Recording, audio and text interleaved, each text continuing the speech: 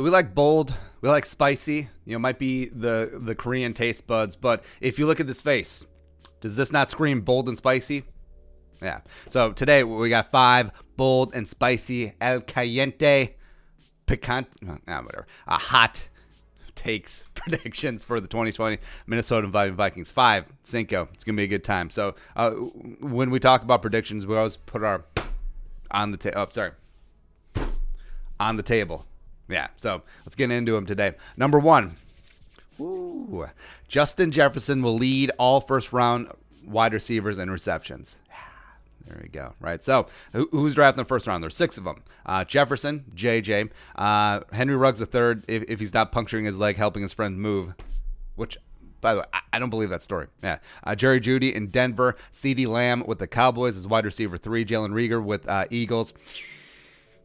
My guy, as well as Brandon Ayuk with the Niners. Cool. So I think Jefferson could actually lead this group in targets because you look at the receiver rooms and all the other spots. I don't think Ruggs is going to be a receptions monster. I think he'll be a big play guy, smaller numbers, very Deshaun Jackson-ish. So even though he's going to be wide receiver 1 in Oakland, I could see Jefferson getting a leg up there. Jeudy is going to be in the mix in Denver, working from the slot. I think he's probably the biggest rival to Jefferson in terms of receptions.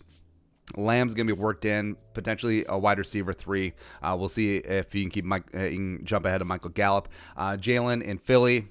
Actually, I'm a little bit worried about Jalen. As well as Ayuk, I think he's going to be firmly behind Debo and whatnot in San Francisco. Plus, it's Garoppolo, so who cares, right? But Jefferson steps in, the de facto wide receiver 2 in this Vikings offense. I think he'll work a lot from the slot. I think he will rack up a bunch of receptions, a lot of in-breaking routes in the middle of the field. I think he'd be Kirk Cousins' security blanket early on. So even though, like, we did the fantasy projections today, said that if Jefferson puts up 40, 50 catches, I think that's a win. I could easily see a spot where Jefferson hits the ground running, really meshes well with what Cousins wants to do, and really benefits from working from the slot, getting off a press, as well as a lot of attention being paid to Adam Thielen, that he could rack up 70, 80 catches. And I think that actually may get it done for the reception lead for the first round wide receivers. And it would be great. It would absolutely be great to see a long way to helping suture up the Vikings passing game. Bold prediction number 2. Danielle Hunter will lead the league in sacks. Actually, I don't even think that one's that spicy. It really isn't. So last year, Shaq Barrett had just this amazing, like, out of nowhere season with the Bucs, right? 19.5 sacks on 82 pressures. Now, Danielle had 14.5 sacks last year on 88 pressures, which was number 1 in the NFL for guys who didn't get to go against Riley Reef twice a season.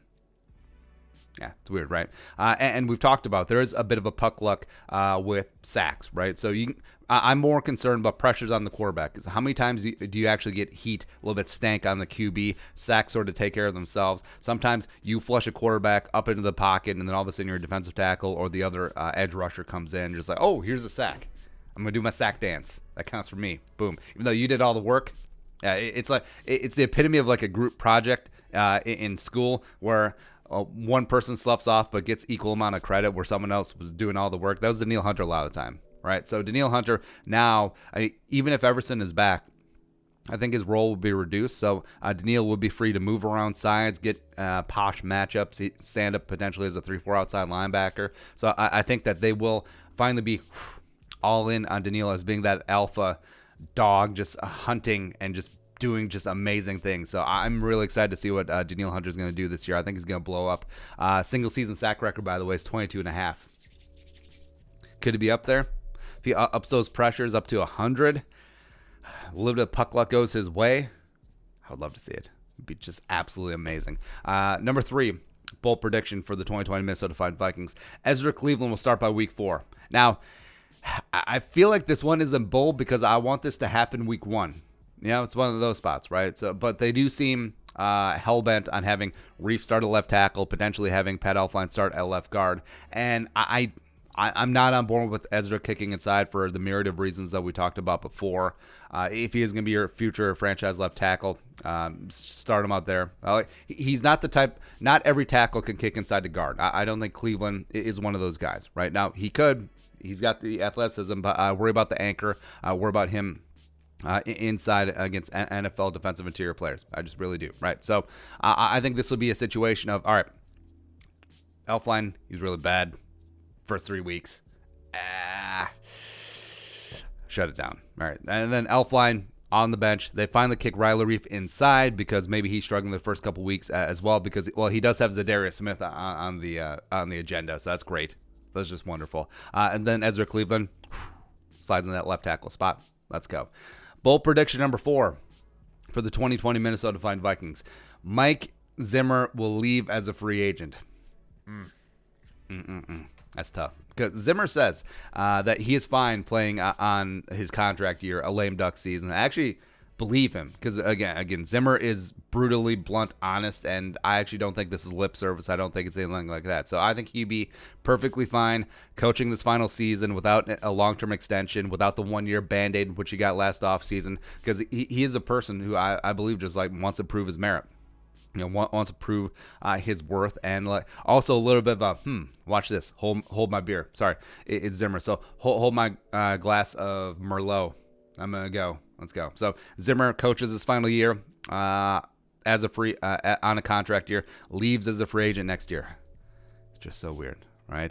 Lastly, bold prediction number 5: Zimmer will leave as a free agent as Super Bowl champion.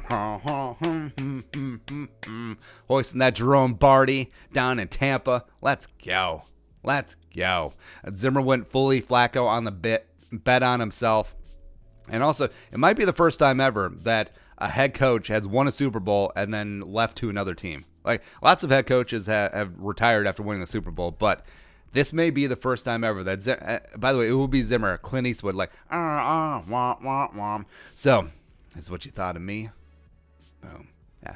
Obviously loves the Vikings, but maybe he has issues with how the team is run. Maybe he has issues with this and that. Maybe he's like, all right, I proved myself. All of a sudden, all these suitors come out of the woodwork. All of a sudden, I'm getting all the love. Kubiak takes over the Minnesota Fine Vikings, which, the writing's on the wall there. And then Zimmer, Mike Brown is notoriously the cheapest owner in all of professional sports, right? Mike Brown of the Bengals, but he has such an affinity for Mike Zimmer. Well, was the longtime defense coordinator there under Marvin Lewis. So Zimmer, who Zimmerland Ranch is in northern Kentucky, so he heads off to Cincinnati. Be closer to home, takes the reins of the Bengals, who just fires the 10-year-old boy Zach Taylor after another dismal season that resulted in the Bengals having the number 1 overall pick. So Zimmer goes to Cincinnati. He's back home. He's beloved by the city and the area. The ownership loves him. The team loves him. And then he has the number 1 overall pick in Joe Burrow, right? Had a tough rookie year, but now Zimmer's coming in. He'll find a head coach of the offense. Maybe Shermer goes there again. I don't know. Bengals trade that number 1 overall pick for 4 first-rounders as someone comes up for Trevor Lawrence, and then Zimmer just restocks the shelves. I forgot. Trey Waynes and Mac Alexander went to Cincinnati to get away from Zimmer, and then Zimmer's like, I'm back, baby. Let's go. Let's go. Yeah, and then, the coup de grace bonus one. Zimmer and Kubiak square off. Vikings, Bengals, Super Bowl 56 in Inglewood, up to no good. Someone has got to win. Oh, wait, the Vikings already won a Super Bowl. Vikings will defend as champion. Sorry, Zim. So, there you go. And that is it. That is 5 bold predictions for the 2020 Minnesota Fighting Vikings season. What are your thoughts? What are your predictions? Let us know in the comments section below. Subscribe for daily Vikings takes. If you want to support the work, pull us up on the Venmo. Please give us a follow on social media as well. But until next time, Skull, production value.